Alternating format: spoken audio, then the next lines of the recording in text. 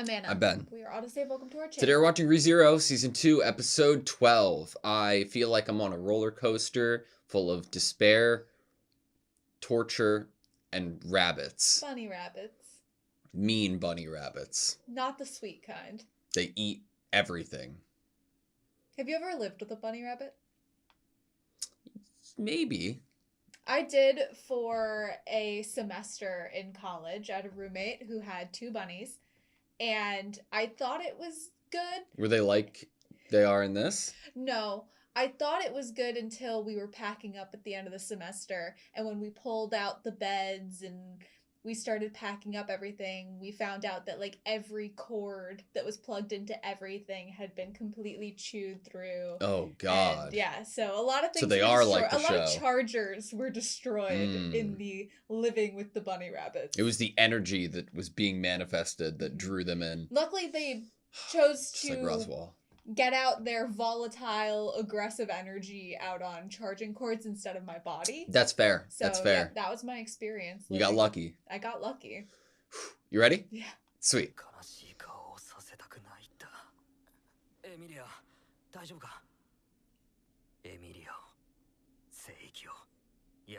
And the mention too.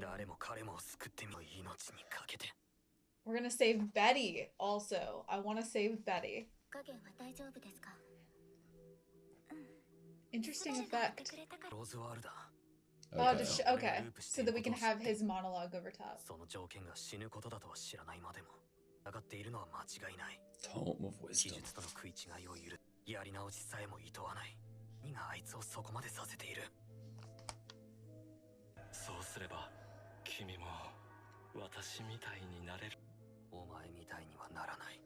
Oh,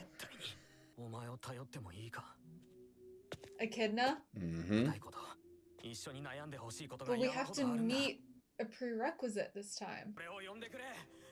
It's tougher.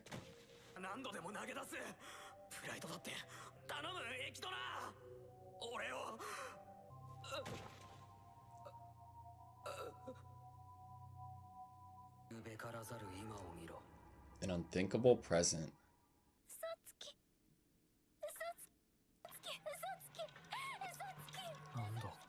What? Didn't he try to kill himself then, remember? He's seeing the aftermath? It's almost like he just starts new, like, worlds.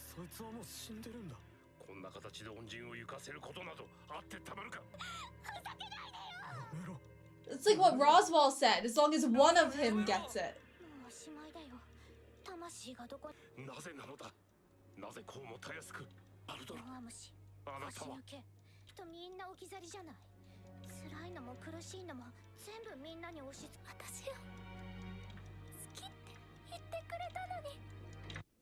What? It's like he's seeing that he's abandoning every other Amelia every time he's died.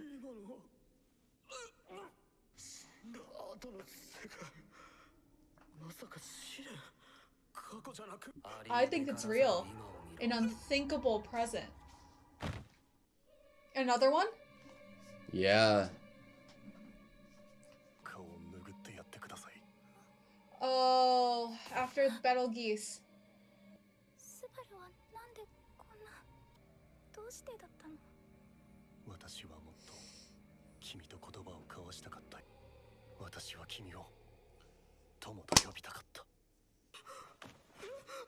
This is so present. fucked up.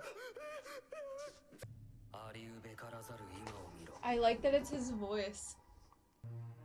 Oh my god, is this when he jumped off? Betty's there. Oh yes, my god. This is when he made that agreement with Betty.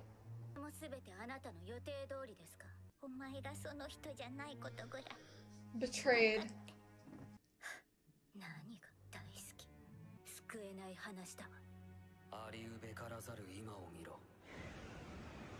Oh my god. The head.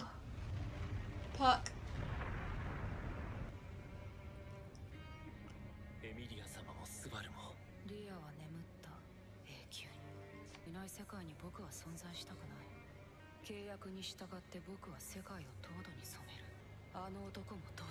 Equally guilty.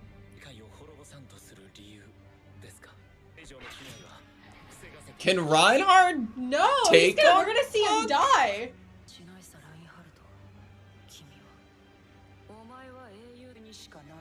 Is all you can be. Did he already hit his teeth out? Way to bring Reinhard back in the story. Like, what the hell? Holy shit! Wait, what? He actually destroyed Puck? We're going all the way back.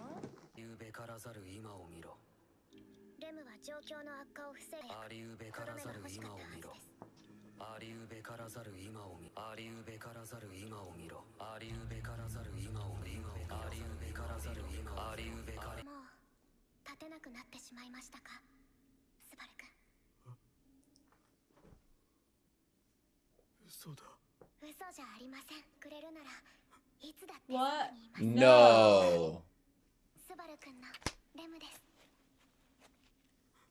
No. Does it not look like her, or is it her?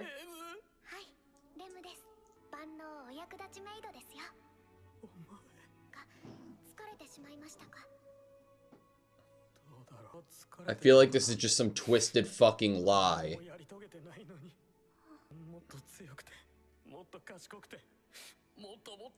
And we started with the vision of what happened when he killed himself after seeing she was dead. Or taken.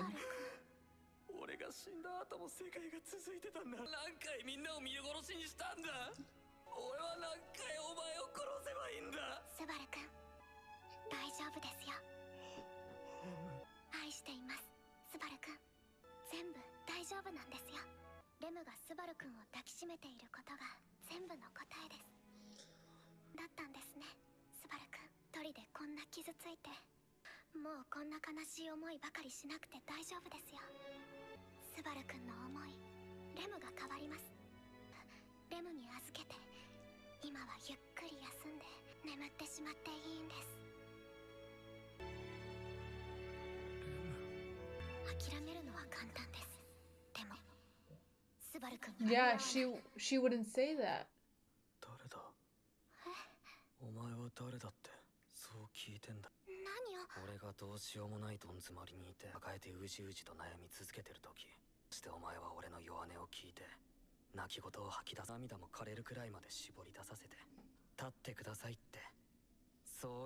Not let me do it for you.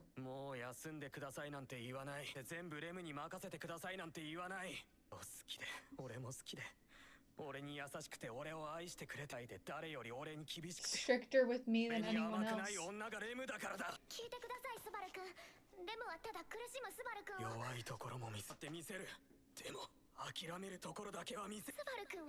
I'll never let you see me give up.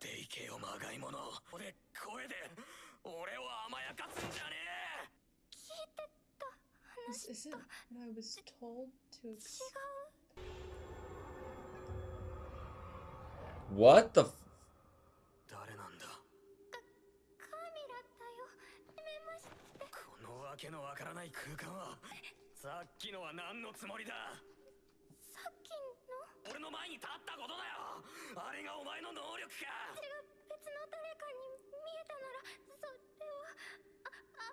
You wanted to see me that way.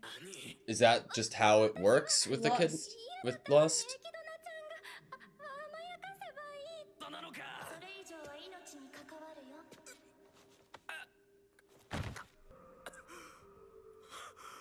Going any further.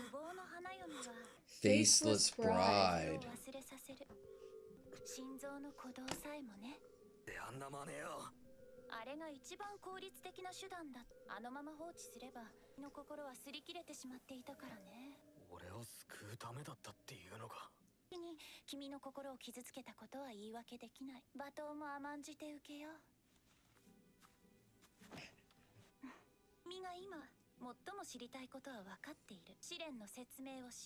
Okay.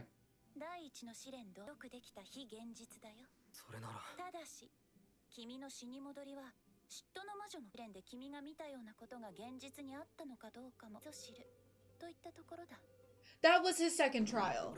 Like, actually. Might, but only she would know. 君は君が救えた多くを数えるべき。君が君なりの全力で前例で生き抜いてきたことを歩いてきた道のりに無駄なことなんて一つもなかった。君のできるすべてで命がけでこの瞬間まで歩いてき、それは誇るべきことなんだ。I love Echidna so much. そんなに俺をどうにかしよう。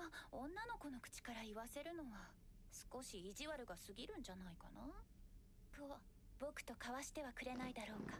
Oh? What? この魔女との正式な契約。それを君と僕で交わさないか。 Talk about Betty. 単純な話だよ。どうしようもない障害にぶつかった時、君が自分の罪に潰されそうな。 Yes, you can call upon her. Yes, I agree. には自信がある。対処法を用意できるはずだし、何より君の死に戻りを僕は共有できる。 I can share in your return by death ability. お前まさか契約のセールスポイントを話しておくのは当然だと思うけどね。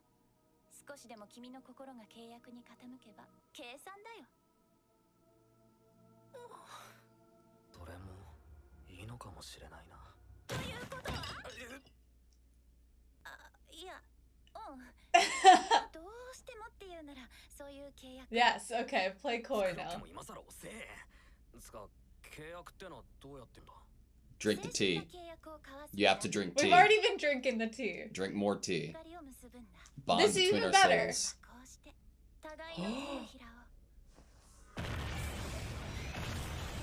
Who's getting in the way?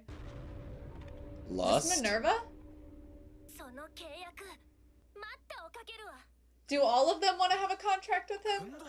We're gonna fight over it? Yes! なんであいつがここにいるんだよ。他の魔女を出現させるにはお前と入れ替わらなきゃダメなんじゃなかったのか。それは嘘よ。 It's a lie? 理由もない悪ふざけをする小悪なのよこの子。大体契約した場合の不都合なことは何も聞いてないでしょ。 That's very true. What would be bad for you? ならお前は俺に何を求める。俺が差し出す対価は何だ。 Oh. 簡単なことだよ。 Oh, is it? 君が感じたものを、君が思ったことを、君の心に残るものを、 She wants 君 it. が知る未来を、君がなす何かを、君から生まれる可能性を、君という存在から派生していく未知という名の果実を僕に味わわせてほしい。全部本当だけど、全部言ったわけじゃないよ。記憶の魔女。やめてくれ、夏木すばり。 They're trying to help 君が him. 僕と契約した暁には僕は必ずや君を君の望む未来へと連れて行く。最後にはって枕言葉が必ずついてくる約束さね。 What?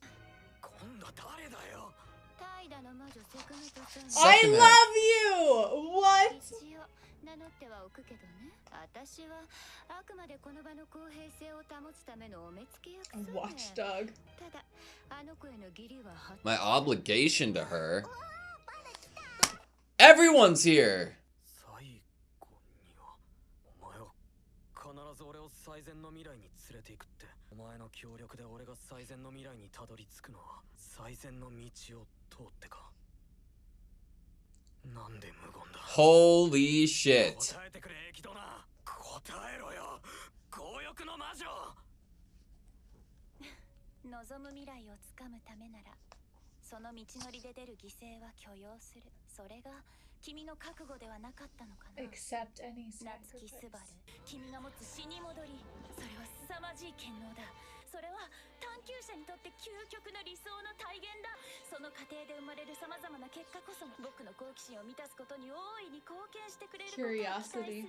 共に同じ問題に悩み、あがき、答えを出す。 Solve the problems together. 君を好ましく思って君の力になりたい乙女心は事実なんだ。都合のいい女として扱われるのも本望さ。望むなら君の慰めに僕の体を使ってくれて構わない。喜んで捧げるよ。慰めも葉っぱも愛でもいい、あるいは憎悪でも僕は君に尽くす。 To Echidna, Subaru's the ultimate curiosity. 僕の好奇心はもはや君なしでは満たされない。 No one but you can satisfy my curiosity. もう救ってほしい。Can't control my own greed. What a sequence. Oh my god. Rob me of all the greed.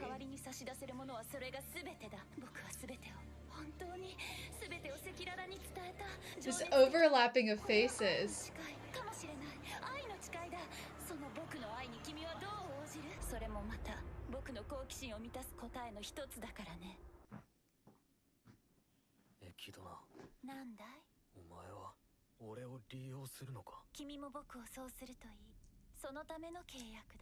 Mutually beneficial. お前の態度は全部幼稚で薄っぺらい。何もかも上っ面なんだ。お前は他人の感情が理解できないやつなんだ。なるほど、勉強になったよ。次の機会があればそうさせてもらおう。一つだけお前に会えたら聞きたいことがあったのを思い出した。その答えが聞けたら俺は選べそうな気がするんだ。 Betty? ベアトリスを知ってるよ。 Oh shit! あの子の生まれに僕は深く関わっている Deeply からね。 involved in her birth. 確かに禁食を守り迎えを待つように命じたのは僕だね。ならその人ってのは誰だ。さあ一体誰なんだろうね。お前はベアトリスの待ち人が誰なのか知らないっていうのか。待つように言ったのはお前なんだろ。君は大きな勘違いをしている。僕は禁食をその人に渡すためにベアトリスに約束させたわけじゃない。僕の目的はそんなことじゃない。僕はね、ベアトリスにその人を待つように約束させて、あの子が誰をその人に選ぶのか。 Who she will choose to be that それを知りたい person. んだよ。もちろん誰も選ばず400 That's why it's blank. You're making her choose to trust in someone. 契約に従い続けるか悩んで自分の死を望んだことも一つの結果だよ。お前はそれをどう思ってるんだ。素晴らしいとそう思っているよ。きっとな、人知を超えた理解できない怪物だ。取りたい手は決めたんだ。お前が好奇心で悪意もなく言った言葉に400年も縛り付けられた子がいる。俺はあの子の手を取る。お前とはいかない。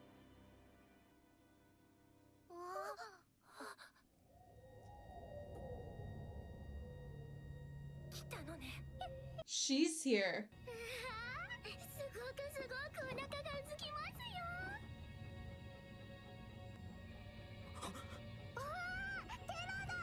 No freaking way. Echidna's not happy.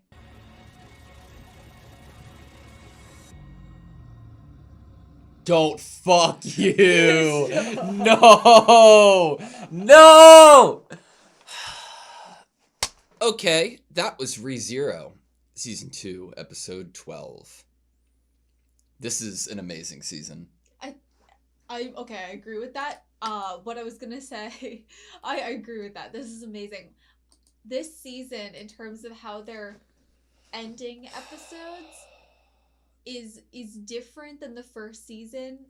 The first season they end episodes and these little mini arcs. They're having all of this obviously tragedy of Subaru continuing to return by death and continuing to be killed in these obviously horrible ways. And so episodes would end and you'd feel like, oh my god, I can't believe we just watched Subaru go through that. We're watching him break. We're breaking as an audience. This season, like, yes, we have him dying in horrific ways, but the thing that the viewer is left with is that we're having these giant, like, wait, what? We're entering this into the story? Like, actual lore piece, things that have been in the lore that we just never knew we were going to interact with or have. And then we're ending episodes off or starting episodes off with, like, okay, wait, what? We're actually going to meet more of the witches. We're actually going to have more interactions with Echidna. Satella was interacting with us in the last couple episodes. What we saw from Amelia last episode. And now, what we're ending this episode off with, like, Yeah, it definitely felt like the first season would end, like you said, with like jaw dropped, what the fuck did I just see? Those moments are happening more like middle of the episode, and then every episode has been like a massive cliffhanger of what the fuck is gonna happen. Give me next episode right now. And it's like, it's just things that the viewer doesn't think they're going to get. It's just like we can't even fathom that we'd be getting it. Well, because of the lack of information we were given in season 1 about the witches and the lore, I assumed that it would be like a drip of how much information we get, but it's like a levee just broke. Like it just, it's like a flood. Having them all interact here in this episode. I'm so and happy. Then I feel so lucky. At the end, and what it does is it calls into question, like, you're right, like, we know so little of the lore, like, actually. We've heard of what Satella did to the other witches, but we don't actually know how they feel about it, or how it actually happened, or what that actually means, you know? We only know it from, like, the humans that are alive's perspective, but the witches all have these very warped perspectives and ideas and feelings on things. And I they're love them. They're not tied to like human emotion. They don't necessarily understand it. Therefore, we don't truly know how they feel about Satella or what she did or what actually happened. Yeah. We only know from the perspective of all the people with human emotion still alive. It's so interesting that, like two of my favorite reactions to Satella seemingly showing up here was by Typhon and Daphne. Like, Typhon, or Daphne was, like, drooling. And, like, gluttony, right? It's, like, drooling for what could come or what could be the result of this. I thought you were gonna say that you liked Echidna's reaction. Well, that's, like, given. Yeah. But, she, like, kind of gritted her teeth a little bit, like, well, like, we will get to a point in this discussion that is just me talking about Echidna. Do not worry about that. But Typhon was like just so like, hey, it's Tella. I'm like, oh my god, why are we referring to Satella as Tella? Holy shit! And the pride coming from it is so bizarre to me. Like it's like in.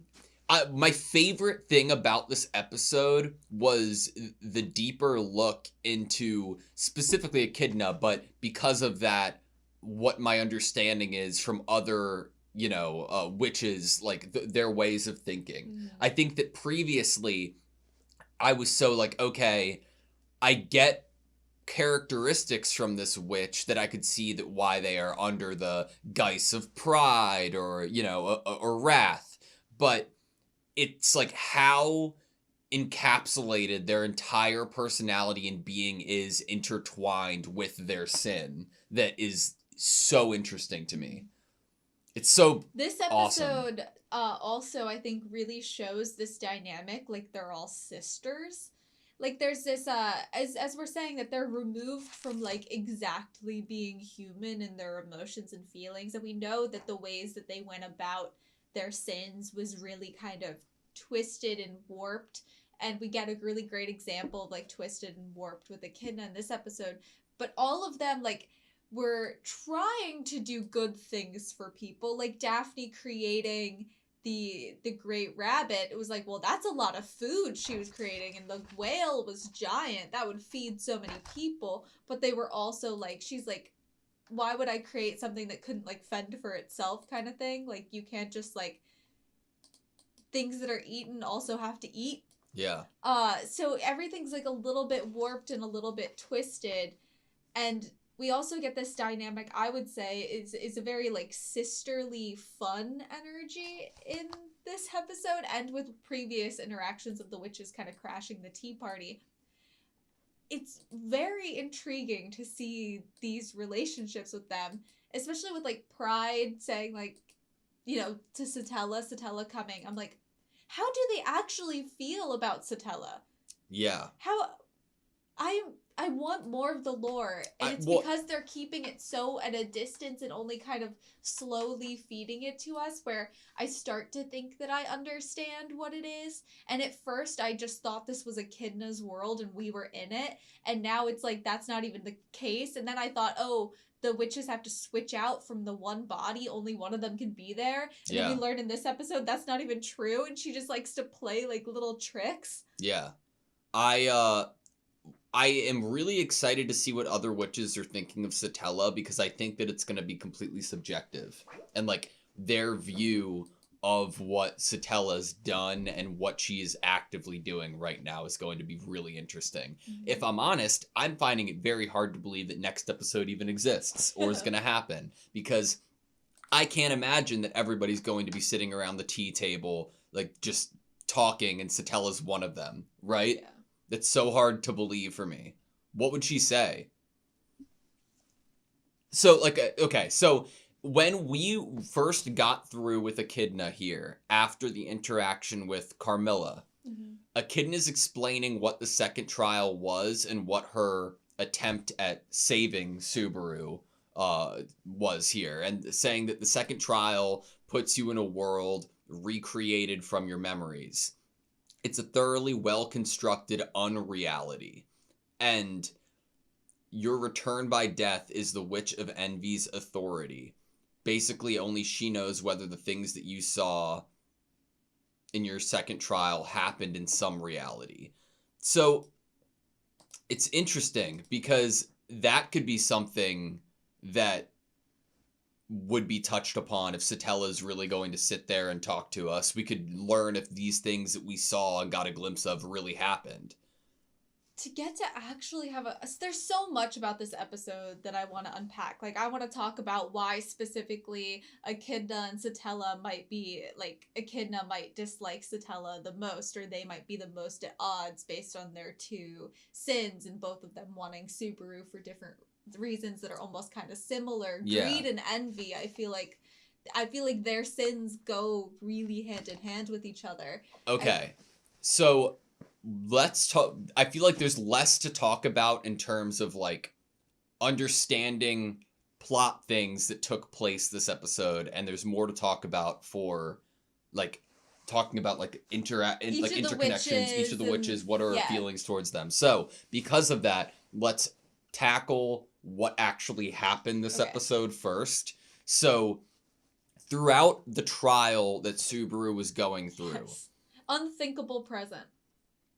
It seemed, what is it testing him? Like, is it going after your resolve of trying to, regardless of whether these outcomes are real or not, what your way of thinking about it and how, steadfast in what I'm doing or what I did was the right choice? So I think that what we can latch onto for the reason why, other than being perfect segue from Roswell last episode in his way of thinking, which was at least a version of him would hopefully achieve the perfect future. And I remember us being like, oh, interesting. He's talking as if there's a timeline of him not achieving it, and then timelines where he could possibly, different versions of himself. That's how he thinks about it. And we found that really interesting, not even thinking that could really be the case. Yeah. And here we kind of have it acknowledged as, well, it could possibly be the case, but only Satella would know. And I think that the thing that's important is the idea of sacrifices. That what we're getting with Subaru here is that he is being shown or told that it might, that going forward, if he made this contract with Echidna, whatever sacrifices were made, might actually have to continue. That he might have to settle for some of the sacrifices.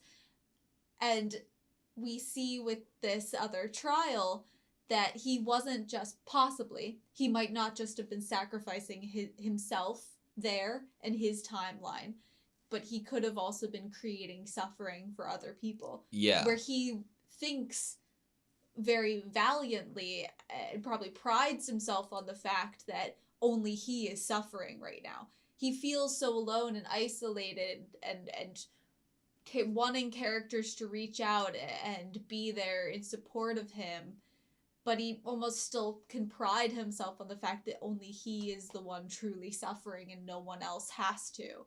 Yeah. And then this is like showing a giant possible sacrifice to him even having this ability, is that he's hurting and causing suffering again and again and again to Amelia, which we kind of have had that idea and talked about that idea with Garth in the last, like, I would say this whole arc with the Sanctuary. We've started talking about that idea of, like, are we just continuously putting Amelia through suffering? Yeah.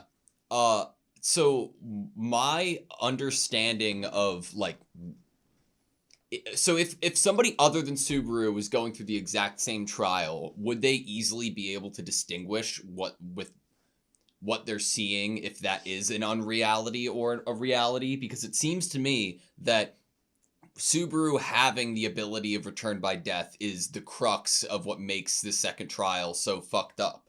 Like, if you don't, like, the reason that Subaru is being tortured by this unreality that's created out of real memories is that he is uncertain if these things after his death occurred or not. If you don't have return by death, would this trial look like your normal life, and then things that didn't actually happen you're watching happen, and therefore you'd be able to be like, oh, is this real or not? But you could probably be a little more steadfast in your belief that this is all an illusion and fake, because you don't have that extra aspect of return by death. What would the second trial be trying to achieve for someone else? You know, in that same idea of talking about how it would look different for someone else, what would it be trying, like, if we were talking Amelia, Okay. what would it be trying Amelia, to I don't think is a good achieve? example. I know, but just someone other than So, Subaru. let's what say would that Rem or trial Ram, of right? unreality be trying to achieve? Let's say Rem or Ram, if they were in the situation and instead of one of them having the horn, the other one lost the horn. Interesting. Like, okay, you're being told, like, shown an unreality, things that might have. So with the first trial, what are we getting? The first trial, I would say, going back through Subaru's, like, that's also a fabrication. You're getting something that you desire? Questions answered? You're getting a chance to say something that you want to say? But that's only the result of beating the trial. Mm-hmm. Which, what would be the result of beating this trial? It would be, I think, probably more internal confidence of what you're doing and reaffirming your decisions if you go through with it there. But what the issue is obviously the return by death aspect of it. Because if I'm honest, I think that there might be a decent amount of truth in what Subaru saw. Like, I think that what might be happening with the trial is a mix of truths and things that aren't true. Which would fit with Echidna's character, and also, like, how the other witches talk about her is, like, yeah, some of the stuff she's telling you is true, but she's also omitting a bunch of stuff. It's like, yes, she's admitting it, but from her perspective, she isn't. Like, and she's just saying what the important facts are to her. God, I love her so much. I'll get into it. But it's like the idea of what Echidna is saying to Subaru right after he comes out and meets her at the table are, like, things to focus on, right? Like, focus on the people that you saved, focus on this. It comes from a very similar viewpoint than what Roswell was saying last episode. And I think it was really awesome to acknowledge that and bring that back up, because the idea that, oh, well, don't focus on any of these, focus on the ones, the victories, focus on the dubs, focus on the one Subaru that will inevitably get there, regardless of choosing what was the word, the best possible path. Even not choosing the best possible path will get to the best possible end, and that is mirroring what Roswell said. That you have to be willing to make some sacrifices. It's like she's saying that, like, there might be a best possible future, but along the way you might have to lose out on some things. Well, so Subaru, we got again this episode, him saying from the beginning he's not going to be like Roswell in that. What does that look like? What is him him choosing not to be like Roswaal would be him not looking at the situation the way that Echidna is spelling it out in front of him. How do you positively go forward while acknowledging all of the other potential realities that you hurt everybody in? What does that look like?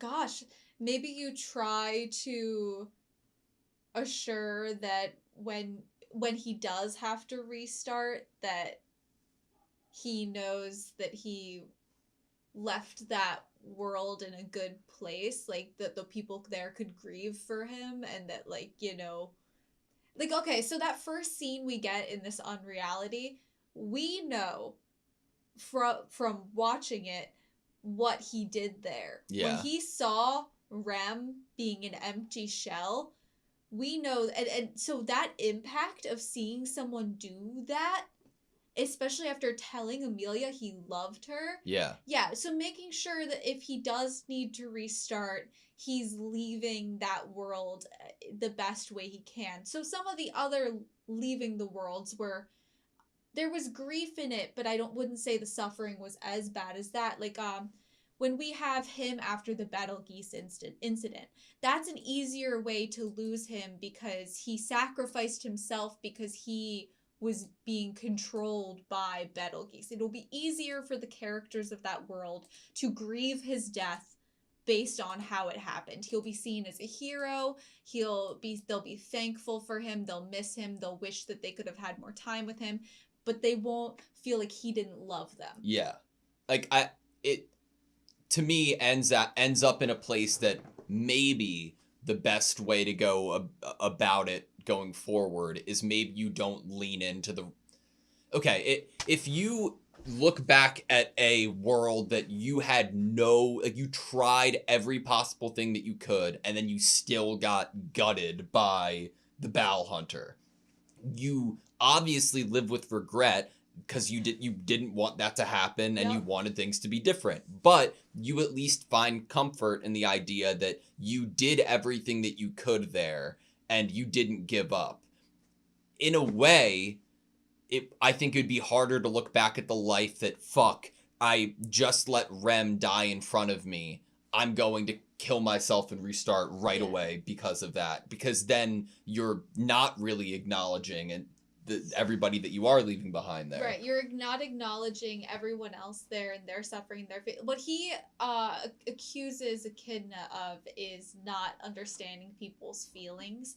And if anything, he's almost kind of like, he's realized that from what she's shown him in the second trial, is that he wasn't thinking about the feelings of the people he would be leaving behind with return. If that is a possibility, if that is that he'd be dying there, it's he forgets that there would be people left behind. Like, if you die in the real world, there are people left behind that grieve. Yeah.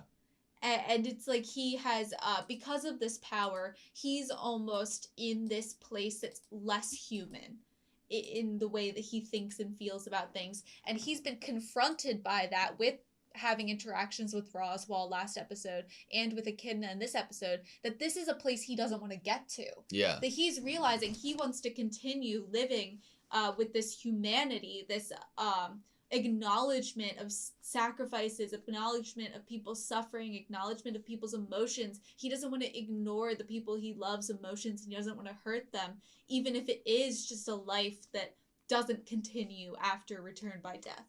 Yeah. He's being shown in these two episodes with a path he doesn't want to go down, a person he doesn't want to be. And he's being shown directly by seeing that he has acted in such a way before, and he has to confront that. But how do you think that looks like going forward in action and in the choices that he makes? Do you think that it is something like just not being the one that takes his own life? Possibly. I think that first example, if you were writing this story, you probably would pick the first example to be the most important or most to your point of all the examples. It was also the most dramatic for us to see, I would say, as an example. because I think it really hit home what they were trying to do by having Subaru experience that in the trial. So that's what I'm going to latch onto, is because that example with Rem was the first one shown, that's the one that I'm going to take the most from in terms of what it was trying to tell me and meaning. And I at the moment, I think that season 1, we had a Subaru that we had to keep kind of talking about this idea of not just throwing these lives away. You don't know if it'll continue. What if this is the last time you can return by death and the next time you die for real? We had that pretty heavy in season 1 of like, don't take these for granted. And now it's like we're like putting importance again on that, like reminder of like, this is a really big decision to have these lives. Do not take them for granted. Like, think carefully about the people that are in this world, their feelings and their suffering. But going forward, what does that mean for him? Because we know that he's not going to want to live in a world where he sacrifices Rem for the end. Yeah. Because he's already we know that he's not going to want to do that, but we're kind of starting to frame it as he might need to make some sacrifices. He might need to. But it's just trying to do so without the outlook of Roswaal and Echidna. Yeah.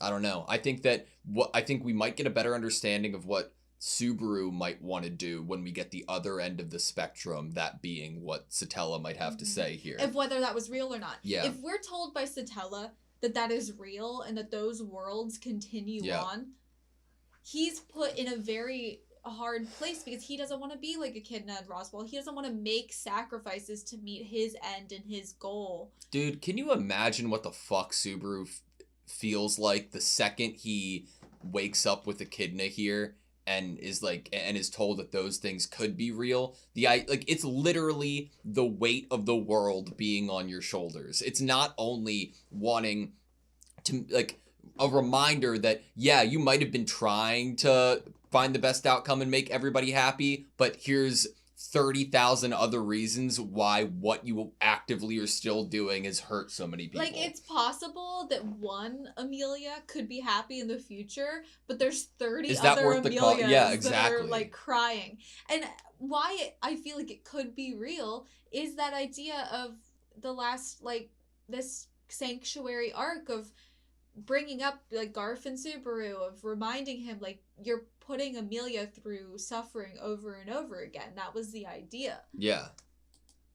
I cannot believe Reinhardt beat Puck. I can't trust it because it was an unreality. It might be an unreality and fabrication. But that it was entire wild interaction idea. Was wild. Because you said during it that you thought Reinhardt was going to win. Is that because you actually thought he was, or just you thought it'd be crazy if he did, therefore you thought he would? Why else would he be there, for one?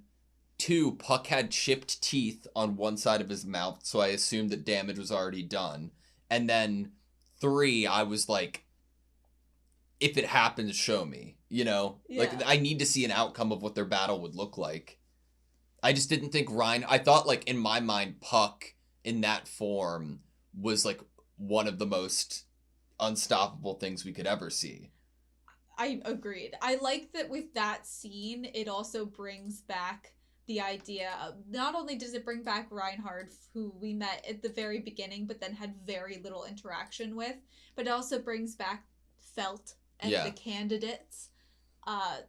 Gosh, and there was a lot of world lines or lives where Felt died too, and Felt's one of the candidates. Yeah. Dude, okay.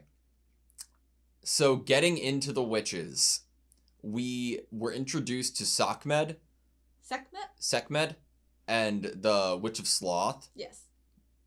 Her design's great. Her design is great. I love that there's, like, this barrette over top of the bangs that are covering her eye that kind of are there as, like, an eye. Yeah. I love that. The tights are really nice. She has, like, these tights and this, like, slit. I really love it. I love that all of them are so uniquely different in their designs. I think she did a great job at really trying to save the day for Subaru here. Like, which is interesting coming from the sin of sloth, but the idea of Subaru realizing what intentions Echidna was leaving out, that being not going down the best possible paths to achieve the best possible future, was completely up to her. Because all she wants is the best possible end. Yeah. She doesn't care how it's achieved, and honestly, neither does Roswell. See, but I think she does. So, okay. Well, she wants to go through all of these ups and downs with Subaru, therefore she's so curious, she's okay with him suffering. Exactly. So, God, I love Echidna so much, dude. In my interpretation, which could be totally wrong, of why one of the implications of wanting the best possible future and ensuring that to Subaru would not only benefit him and make him look more favorably towards the contract, but it also ensures almost like a near infinite amount of knowledge based off of how many different possibilities and iterations could be gone through with Return by Death in order to get to that end. It makes sense why she would want to be a part of the Return by Death with him. Like what you were alluding to earlier with the what the parallels and the contrasts could look like between Envy and what Echidna is amazing, because what Envy and greed, if you were to, those two words are very almost synonymous. I don't know. That you would use them in conversation. I think that sometimes they could be quite interchangeable. What I was gonna say is that Satella has almost made, like, somewhat of an impossible problem for Echidna, because it's like creating the most like glorious piece of art, piece of knowledge unknown that everything else will pale in comparison to. Yeah. And just putting that in front of her, like, that must be so fucking frustrating for Echidna in the idea that Satella created this, and her desire to actually get that set into motion by contracting with Subaru here. Not only are you gonna kill me, but then you're gonna create something that of course I'd want. Like, I love, like, the idea of emotions and lack thereof for Echidna, because it's one of the, like, my biggest questions coming out of this episode was about, like, does Echidna even care to understand what people feel, or does she just want to know it? Like, there's an inherent difference there, right? If you know someone is sad, that not at all means that you can understand why they're sad. And it doesn't seem... I love it. 4 episodes ago, she comforts Subaru, being like, I've seen it all. Yeah. Let me share in it. And it sounds so nice and so comforting. But to remind ourselves of what she really means by that is that you're filling her curiosity. You're doing something she's getting something out of this, which is to learn of how you feel and experience it through you, and knowledge and entertainment. And that is why she is wanting to join with you and be a part of this with you. Not for you, but for her. And satiating that hunger, if you will. So do you think that she has no, like, desire to feel that, and it's just the idea of wanting to know? Like, because, like, does she wish that she could, truly feel? Is that what you're asking? No. Okay. But regardless, so one of my favorite, like, interactions with Echidna, other than one of the best scenes in this entire series, which was us going in circles around her while she was monologuing, that was amazing, was in reference to Betty. This is kind of an example of what I was talking about. Betty's contract. 2455 is what I was looking for. When she accuses Subaru of making quite a misunderstanding, which I love the terminology for, because it's like Subaru has been reading this entire situation all wrong, because from the get-go of trying to understand why Betty is in the position that she's in. You're coming at it from your point of view, or from Betty's point of view, from the logic of the contract, the way that you perceive it, rather than the reason that Echidna made the contract in the first place is very similar to why she wanted to make a contract with Subaru here. I didn't force Beatrice to make that promise so that she'd give the Forbidden Library to that person. That wasn't my goal at all. By making her promise to wait for that person to come to her, I want to find out who she will choose. It's that unknown to be that person. And what's so great about this for me, like, and why I love Echidna, is, like, look at, like, the joy on her face. Okay, just compliment in terms of, like, character design. The color of her eyes being this, like, mauve, not exactly, like, purple, like, color. It's almost gem-like in a way. It's so beautiful. Yeah? Yeah. True. Just want Can't to argue. compliment that. Of course, her staying there for 400 years, her inability to choose anyone.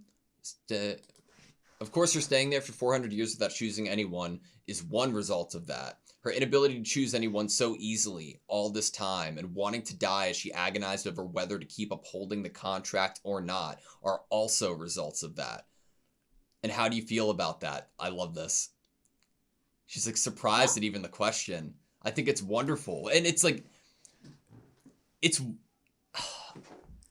hard because, like, obviously I'm on Subaru's side in terms of, like, that's fucked up. Why the fuck would you say that it's wonderful? Look at how it's affecting and hurting Betty. But through Echidna's fucked up way of thinking of how this is all just, like, research or knowledge or new information is so awesome. How detached from, how separated, how detached from human feelings, and it doesn't matter.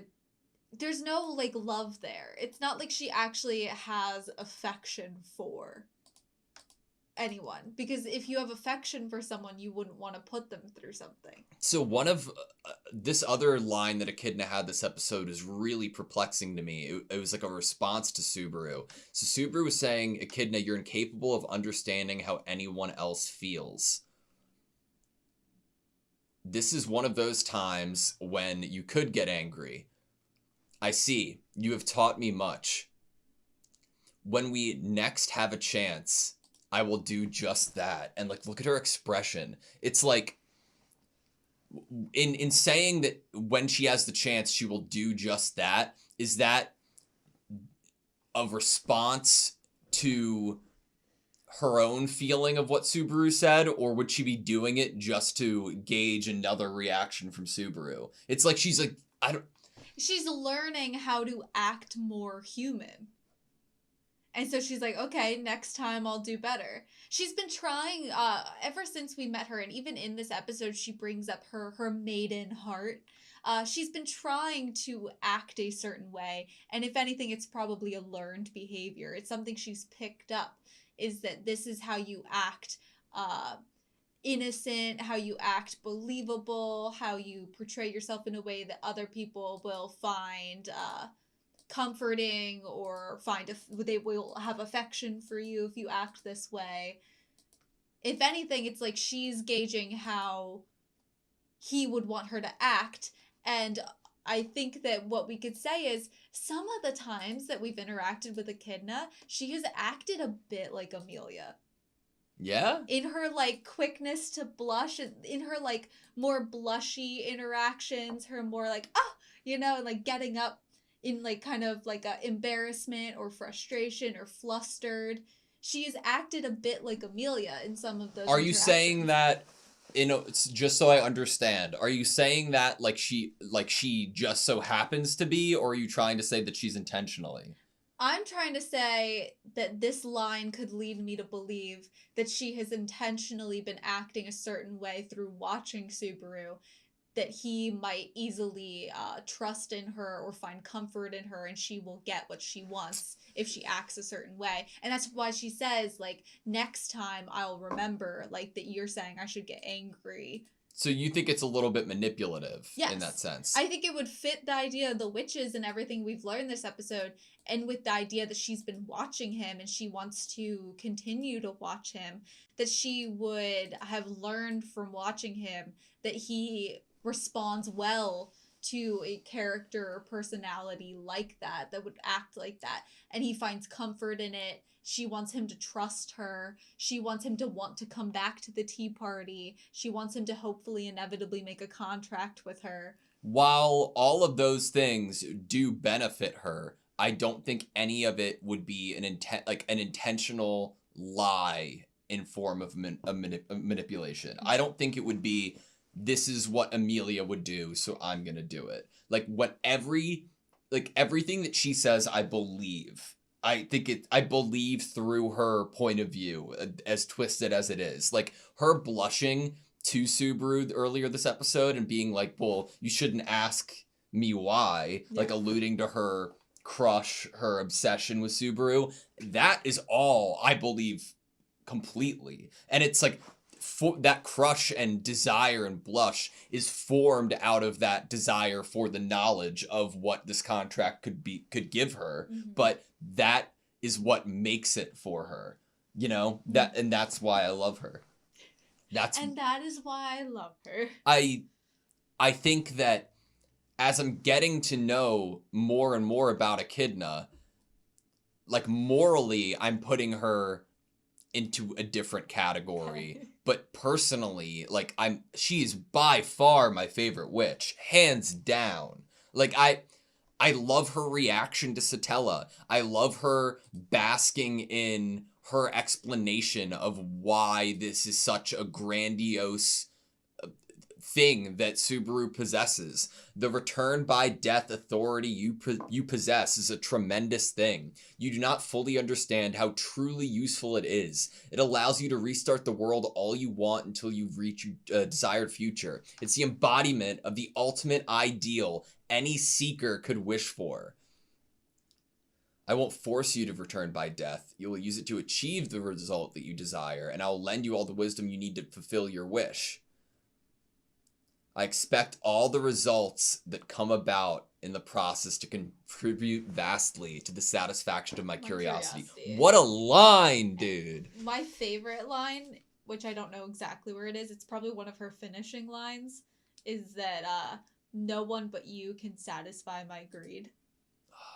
My maidenly heart's affection for you and desire to help you are real. Yep. I'd be more than content to have you treat me as a convenience. If that's what you want, you're welcome to use my body for your comfort. I gladly offer it to you. I will forgive you. I will give you the strength to move forward with my words. Whether you want comfort, motivation, or love, or even hatred, I will give it all. I can give it all. You like girls who give everything, don't you? See, that's the borderline of, like, the manipulation there that I would concede to. No one but you can satisfy my curiosity now. If you use your power to save someone, I want you to save me. I cannot control my own greed. Little tricks. Like, we're seeing multiple times in this little speech and in this episode that she will willingly play little tricks that she can choose to do based on the people and what she knows about them. From the handkerchief from Petra, from utilizing Carmilla to show Subaru Rem, which is both, you know, to save him, but, you know.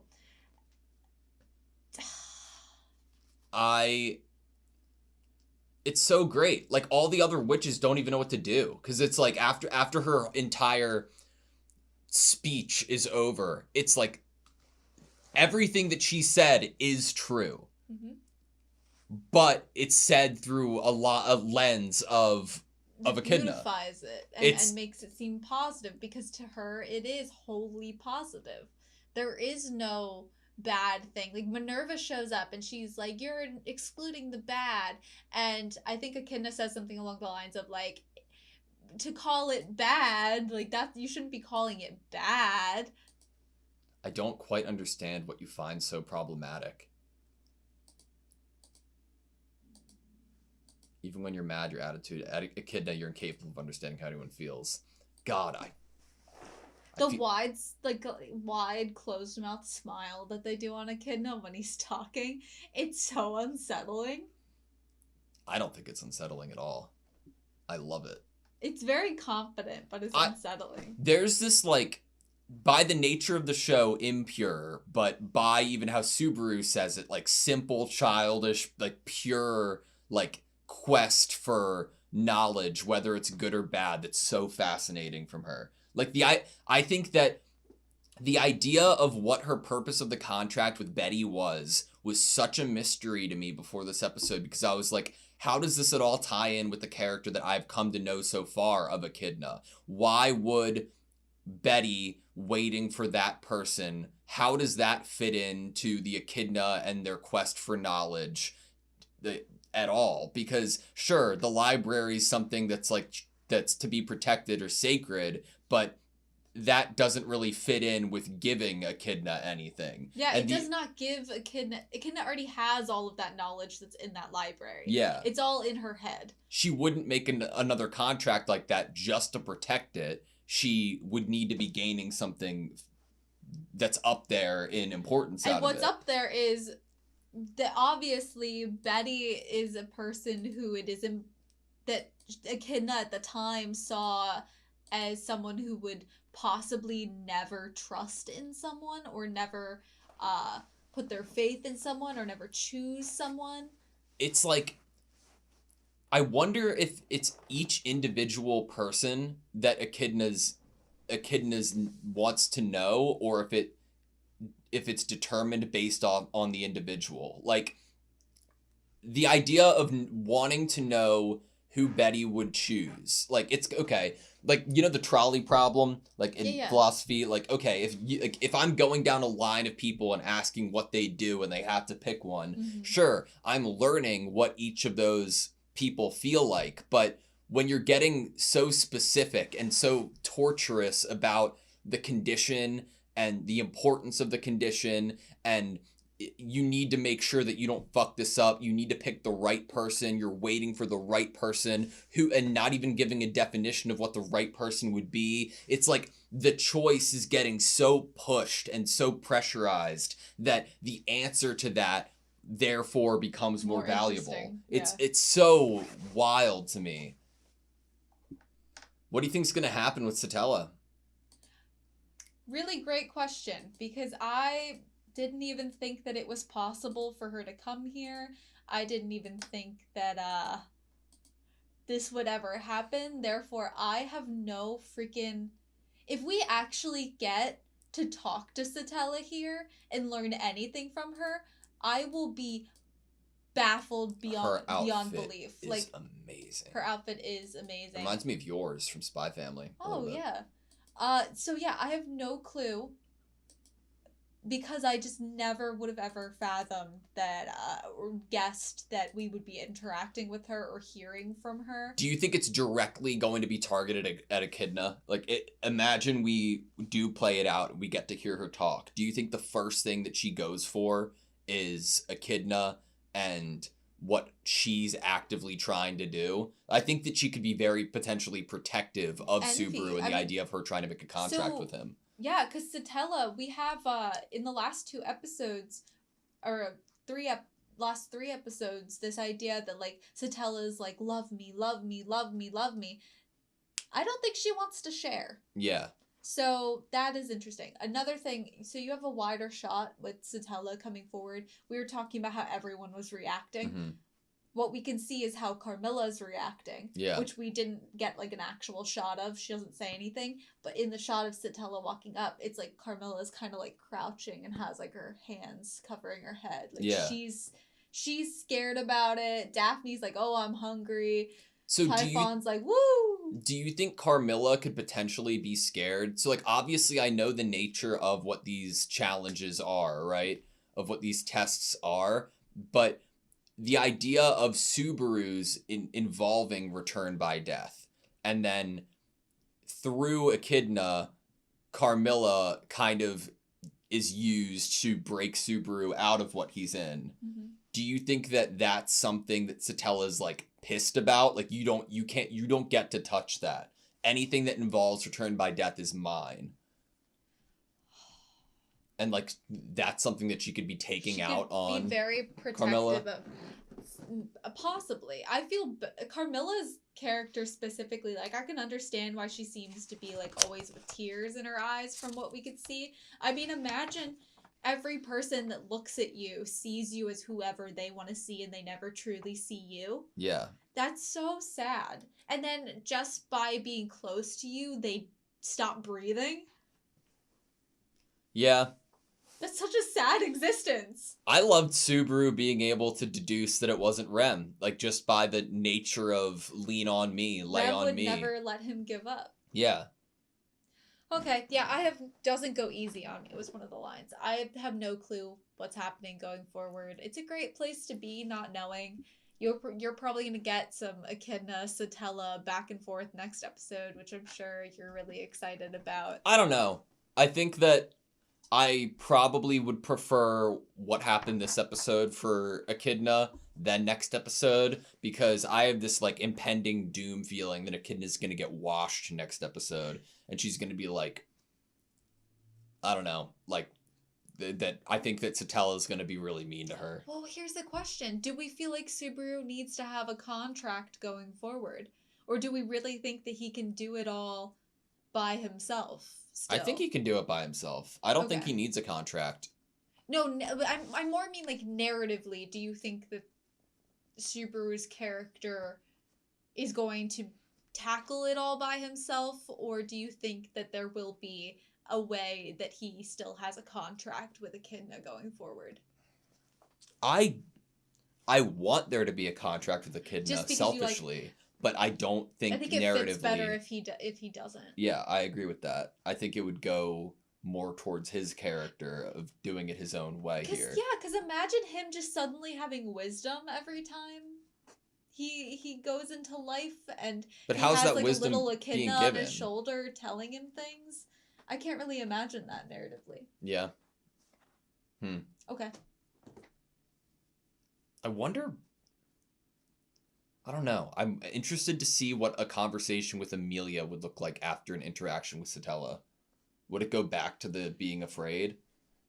Depends what Satella truly really looks like now that we will get to hopefully see her better. Because I'm still not sure exactly how Amelia she is. I feel like I might be going too hard in the camp of, oh my god, she looks exactly like Amelia, or she is Amelia, or Amelia's like a I'm kind clone of her. I'm kind of worried that I'm gonna like Satella more than Echidna. More than Echidna? It depends on, like, how you write the character, right? Because, like, the idea of, like, I like love me, and how twisted and, like, fucked up that's appealing. It is, yeah. So I don't really know what it's gonna look like. Well, you already bought a pillow, therefore you can't change. That's the rules. Them be the rules. All right, that's all I have you. Yep. Thank you guys so much for Thank you guys so much for watching this video. Please like, comment, and subscribe, and we hope to see you next time.